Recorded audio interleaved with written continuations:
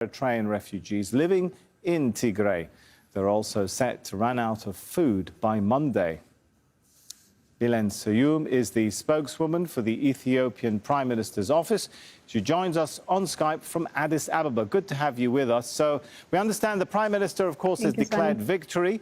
Is this conflict over, though? So one thing that we have to understand is this is not necessarily a victory, but this is a conclusion of the military aspect of the rule of law enforcement operations that have been underway for the past 3 weeks. So the rule of law measures in other components still continue as well. Now this is over to the federal police to seize and apprehend those that are perpetrators and culpable for the gross atrocities that have been committed over the past 3 weeks. All right, but does that mean you're saying, if I can just break down some of the terminology you're using there, are you saying military operations, not operations by police, military operations are over as far as you're concerned as the government? Per the declaration of the Prime Minister, who's the Commander-in-Chief of the Armed Forces, he did announce yesterday that the military intervention is concluded. Now, the reports that we're getting as of this morning within Mekelle city is that people are being highly cooperative, and there has been full control of key public infrastructures, including the airport, as well as the regional government seat, the offices, hospitals as well. So right now, the National Defense Forces and their security compatriots or colleagues are in the process of stabilizing the city and doing checks just to make sure that there's not any elements who are utilizing this moment to create any other controversies. But let me jump in. So you said, as per the announcement by the Prime Minister, military operations are over, but the TPLF leaders are still at large. They say this fight goes on. Can you put your hand on your heart and say, you're sure these guys have not been storing up weapons or are hiding somewhere in the mountains and going to launch a guerrilla kind of warfare? Well, the TPLF is quite renowned for saying a lot of fabricated issues, so I cannot corroborate on their behalf what they have been spewing to the international community. I'm not asking you to corroborate what they're saying. I'm saying, are you sure? Are you sure that this is not going to turn into a guerrilla warfare? They could be hiding out in areas within the vicinity of Mekelle. So part of the clearing task is going to be done within the outskirts of Mekelle and Mekelle city as of today, as well as for the next few days, is ensuring that these checks are going to also be looking at any of these people that have fled. But with the National Defense Forces and the security sector having taken control of the Tigray regional state, there is enough security forces that are able to apprehend whoever might be on or fleeing away. So if I translate what you've said, it sounds like you're saying the region could still witness some kind of hit-and-run guerrilla warfare by these guys, right? That's not what I'm saying. This guerrilla warfare component of TPLF, this is part of the history that they have enjoyed with the old guards as well. There isn't popular support for this kind of thing within the region. The people of Tigray have been exhausted for so many years. And in fact, over the past 3 years, what you would see is that there's been quite an economic devastation and a social devastation as well, because the TPLF clique has been gearing them for this moment. So a lot of services and a lot of attention that needs to be paid in terms of revitalizing the people's lives within the region has not been paid due attention to. So there isn't that initiation for anybody to mobilize. So no chance of guerrilla warfare is what you're saying then? At this point, we don't believe that there is any chance of that. And if there is, it will be also quelled with the National Defense Forces and the security apparatus that's being set up. What do you say to allegations government shelling has killed and wounded a lot of civilians?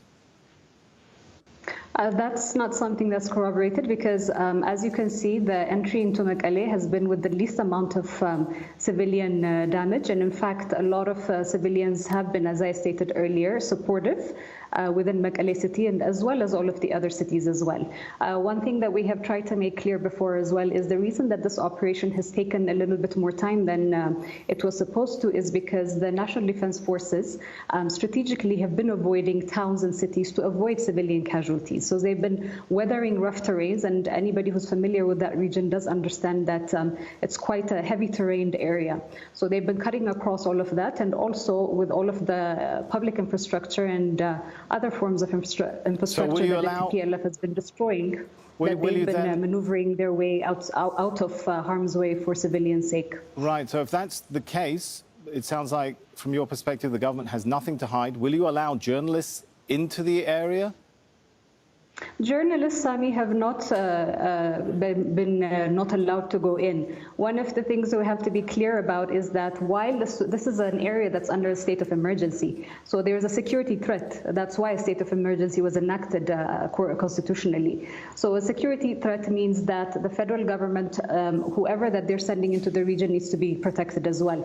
Journalists, international journalists, have been also going to the areas under federal command and have been reporting in those areas as well. All right, but so now our correspondent, I believe, has been in touch with you. Will you let him in? Because, as you just said, the conflict is over and you don't think there's any chance of guerrilla warfare. So it sounds like security is not a major concern. Will you allow our correspondent in?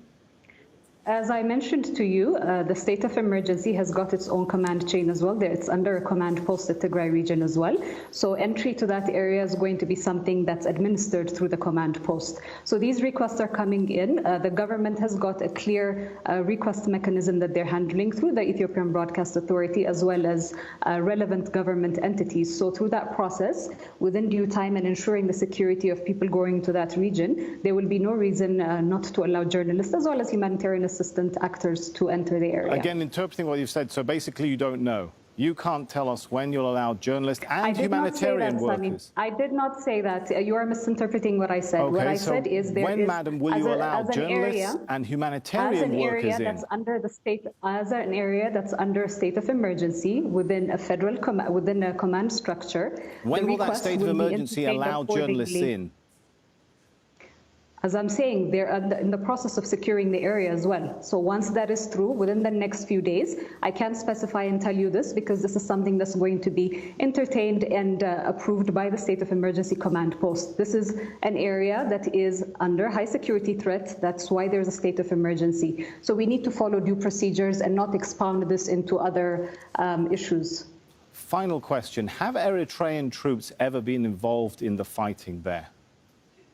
This is an allegation that has been made by the TPLF. As I tried to make clear to you earlier on as well, we're very familiar with various kind of fake propaganda that has been spewed. One of the key factories that is close by to Mekelle city as well, which is called Almeda Textiles, there has been intelligence from military intelligence showing that there's been military uniforms, including the National Defense Forces of Ethiopia and Eritrea, that have been manufactured there.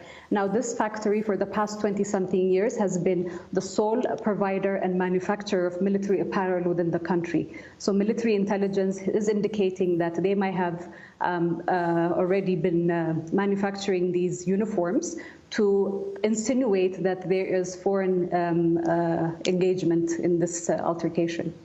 All right, thank you very much for your time and for your perspective on everything. Billene Seyoum there. Let's get more now from Malcolm Webb. He's monitoring developments from the